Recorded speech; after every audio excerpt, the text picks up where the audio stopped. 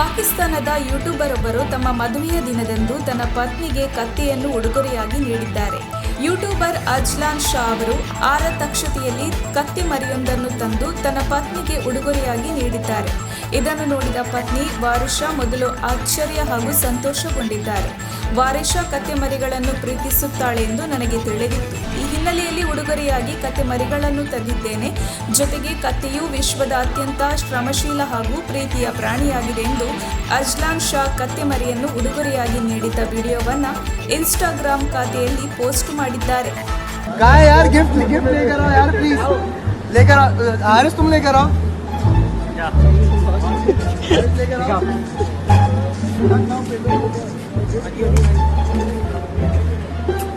गुड़िया गुड्डे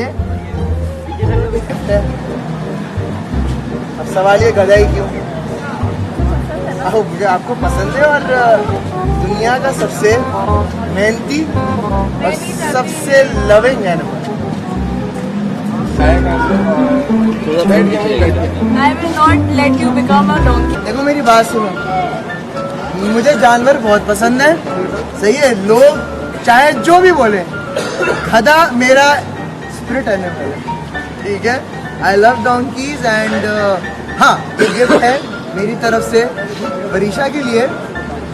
और बस बाकी देखना, मजाक नहीं बनाना यार, बस बाकी कह रहे हैं. ओके यार, देखें ऐसी देखें, स्माइल देखें.